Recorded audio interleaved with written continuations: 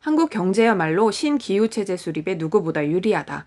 포기해야 할 화석 에너지 자원이 없기 때문이다. 최근 기후변화가 전 세계 초미의 관심사가 된 가운데 한국이 기후변화의 리더국이 될 것이라는 전망이 나왔습니다. 최근 기록적인 산불, 폭우 등 전 지구적인 기후 문제가 문제로 떠올랐습니다. 특히 지난 5년 사이 지구는 한층 빠른 속도로 더워졌습니다. 산업혁명 시기보다 기온은 1.1도나 올랐죠. 최근 5년은 더 심각합니다. 5년 만에 0.2도가 올랐습니다. IMF 분석 결과에 따르면 개도국은 기온이 1도 오를 때마다 경제 성장률이 1.2% 떨어질 정도로 큰 타격을 받습니다. 경제적 영향은 그렇다 해도 생명에 직결된 문제가 더 큰 과제입니다. 영화 투머로우는 기후재앙이 계속되면 미래가 어떤 모습일지 보여주는데요. 자유의 여신상과 대도시들이 물에 잠기는 모습에서 지구온난화에 따른 끔찍한 미래를 보여줍니다. 지난 여름 역대 최장의 장마로 물폭탄이 덮친 한반도와 정반대로 유럽은 열폭탄에 시달렸습니다. 세계보건기구에 따르면 지난 16년간 전 세계에서 폭염에 노출된 인구는 1억 2,500만 명, 더위로 죽은 사람 수는 16만 명이 넘습니다. 이런 상황에서 온실가스 감축은 전 세계적인 목표이고 감축은 의무사항입니다.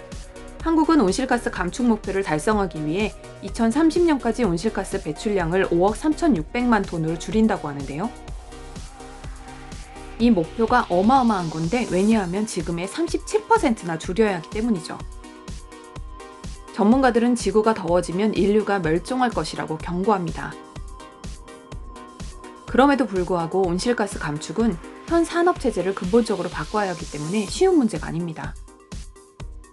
이런 와중에 한국의 기후변화 리더국이 될 자격이 충분하다는 의견이 나와 화제입니다.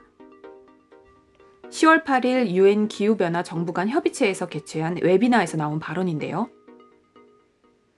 IPCC는 기후변화의 위험을 평가하고 국제적 대책을 마련하기 위해 세계 기상기구와 UN 환경계획이 설립한 UN 산하 국제 협의체입니다. 많은 사람이 온실가스 감축이 경제 발전을 저해한다고 말한다. 오히려 나는 반대로 한국 경제에는 새로운 발전 체제를 만들 기회가 될 수 있다고 본다. 먼저 한국은 에너지 수입 의존도가 95%에 이르는 국가이다. 이전 석탄 에너지 중심 체제에서 한국은 자원 경쟁력이 부족한 나라였다. 하지만 역설적으로 신기후 체제에서는 다른 선진국과 달리 포기해야 할 화석 에너지 자원이 없다는 의미이다. 그러다 보니 한국은 다른 나라보다 자원이 부족한 제약을 해결하기 위해 오래전부터 비화석 에너지에 많은 투자를 해왔다. 한국은 원자력, 재생에너지, 에너지 효율 개선을 오랫동안 추구해온 만큼 이 분야에 경쟁력이 있다. 파리 기후 협약에 따른 신기후 체제는 한국 경제의 축복이다. 이 발언은 IPCC 의장인 이회성 의장이 한 것으로 에너지를 수입에 의존해온 한국이 에너지 절약 시장에서 우위를 점할 수 있다는 뜻이어서 세계를 깜짝 놀라게 했습니다. 경제학자인 이회성 의장은 2015년 의장에 당선됨으로써 국제기구 수장이 된 5번째 한국인입니다. 또 그는 미국 타임즈에서 선정한 2019년 가장 영향력 있는 100인에 BTS와 함께 뽑힌 적이 있습니다. 선정 이유는 기후변화에 관한 과학적 이해를 세계의 정책 결정자와 대중에게 전달하는 데 결정적 역할을 했다는 것인데요. 그런 만큼 세계적 기후변화 정책 결정에 그가 미치는 영향은 지대합니다. 그동안 한국은 기름 한 방울 나지 않는 나라라는 핸디캡을 딛고 세계 경제대국으로 거듭났습니다.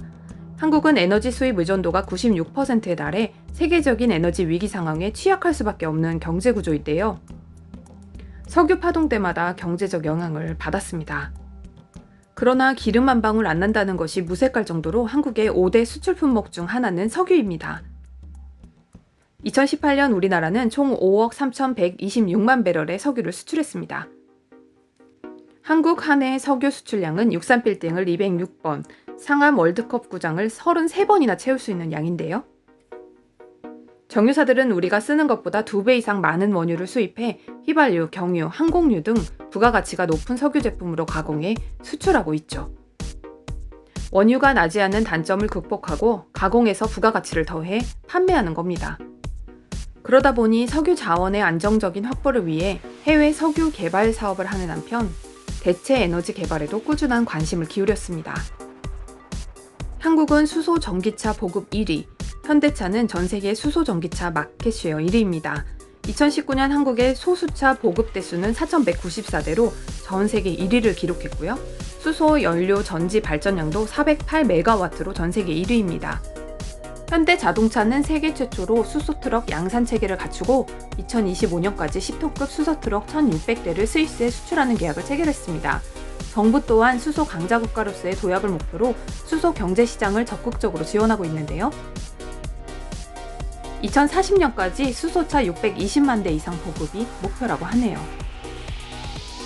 그런데 한국이 에너지 빈국이 된 것은 역사적 이유가 있습니다. 1896년 아관 파천 이후 조선은 러시아를 비롯한 열강들에 의해 경제적으로 많은 이권을 침탈당했습니다.